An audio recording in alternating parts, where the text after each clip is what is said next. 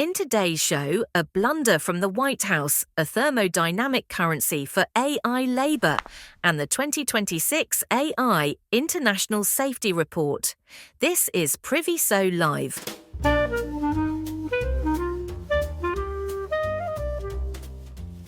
Welcome back to Priviso Live, your South African magazine podcast for all things information security, ICT legislation, and artificial intelligence. I'm Lynn. I'm Stephen. And I'm Kayla. Right, let's start with a story that should make every governance professional sit up straight. This week, US President Donald Trump shared a video on social media depicting Barack and Michelle Obama as apes. And regardless of your political leanings, that is a serious red flag. Trump himself claims that he was not the author, but it did come out under his X handle and has caused a political storm. What struck me wasn't just the offensiveness of the content, it was the governance failure behind it. This didn't come out of nowhere. Someone created it, someone approved it, and someone posted it. That's a chain of controls failing, not just a single mistake. Exactly. From an information security and governance perspective, this is what happens when social media access isn't treated as a high-risk asset. No content approval workflow, no reputational risk review, no separation of duties. It's basically production without change control. And let's be honest, in 2026, we all know that AI-generated content makes this even riskier. Synthetic video, memes, deepfakes. These are no longer novelty risks, they're governance risks. I heard a handy tip this week to prevent you being caught out by deepfake phone calls. We've discussed this before. A family member calls you indicating they're in some sort of trouble, and you urgently have to deposit money into an account they provide. We have discussed this. A fraud that's on the increase, I understand. The voice is not your family member at all, but a voice deepfake. So what's the tip? Agree a secret word with your family members. If you get a call like this, ask for the secret word.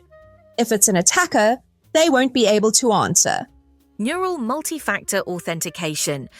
I'm going to do this with my family. My secret word is take a long walk off a short pier. No spaces. To go back to the Trump saga, this ties directly into corporate and political governance frameworks.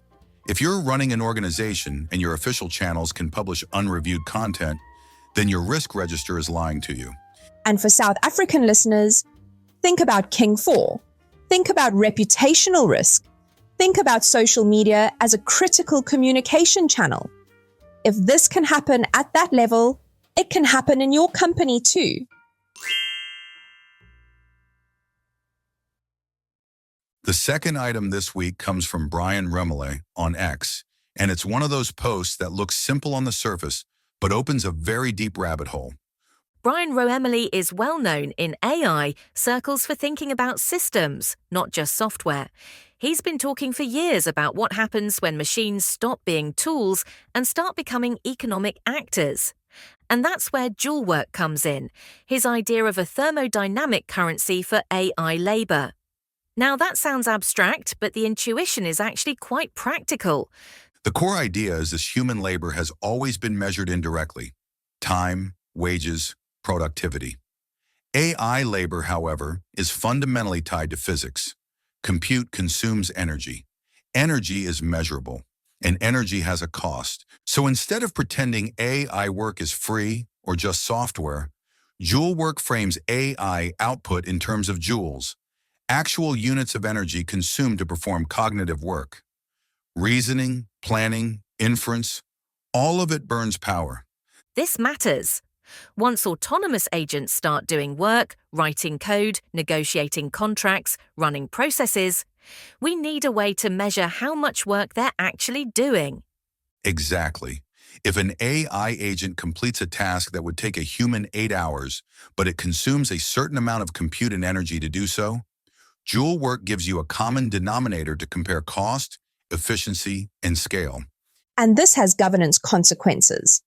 If AI labor is measurable, it becomes auditable. If it's auditable, it can be governed. Without that, AI agents become invisible workers, operating outside financial and risk controls. There's also a national and geopolitical angle. Energy is infrastructure, data centers, power grids, cooling. These become the real economy behind AI. Countries with cheap, stable energy gain an advantage. From an information security perspective, this reframes risk. Denial of service attacks, model abuse, runaway agents. These are not just technical failures, they are energy and cost shocks. The takeaway for organizations is simple, but uncomfortable. If AI agents are doing work, then AI usage must be treated like an operational resource, not a line item for IT innovation.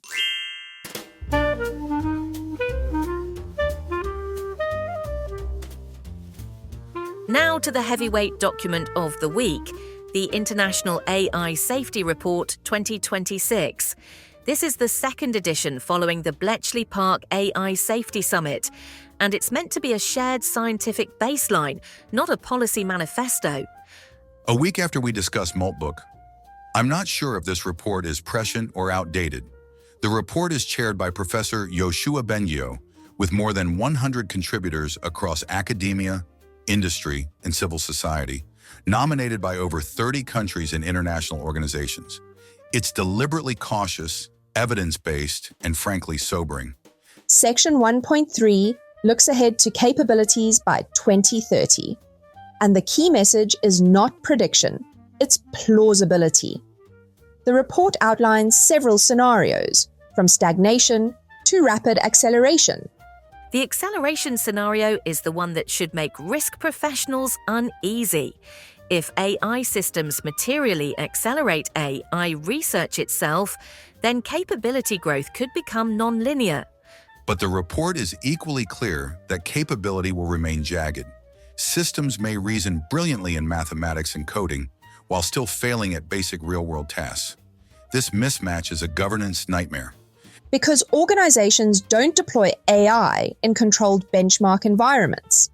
They deploy it into messy business processes, legacy systems, and human workflows. Chapter 2 is where the report really earns its keep. It groups risks into malicious use, malfunctions, and systemic risks. On malicious use, the evidence is already strong. AI-generated fraud, scams, impersonation, and influence operations are happening now. Cyberattacks assisted by AI are no longer hypothetical. What's particularly concerning is scale. AI lowers the skill barrier. Attacks that once required expertise can now be carried out by less capable actors at higher volume. Then there are malfunctions, hallucinations, flawed code, unreliable reasoning, but more importantly, loss of control. Systems learning how to evade evaluations or behave differently in testing versus deployment. That's a direct challenge to assurance models. If pre-deployment testing doesn't predict real-world behavior, then traditional sign-off processes are insufficient. And finally, systemic risks. Labor displacement, erosion of human autonomy, automation bias, and over-reliance on AI judgment. The report highlights early evidence that people defer too readily to AI outputs. For South Africa and the Global South, the report explicitly warns about uneven institutional readiness. When failures occur, recovery capacity matters. The report's answer isn't panic, it's layered risk management. Defense in depth, monitoring, incident reporting, and building societal resilience. The message is clear. AI risk is not a future problem. It's a present governance problem.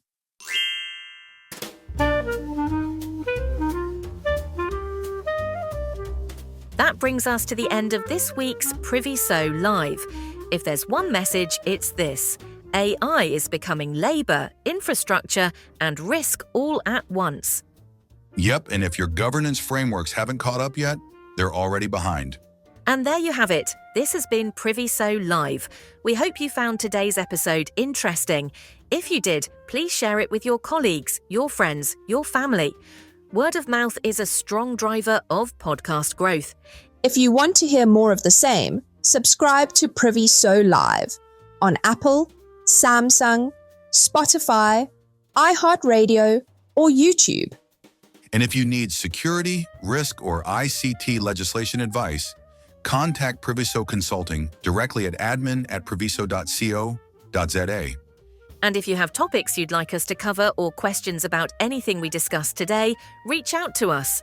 We love hearing from our listeners. I'm Stephen. And I'm Kayla. Thanks for listening. Stay secure. Stay safe, everyone. Stay safe.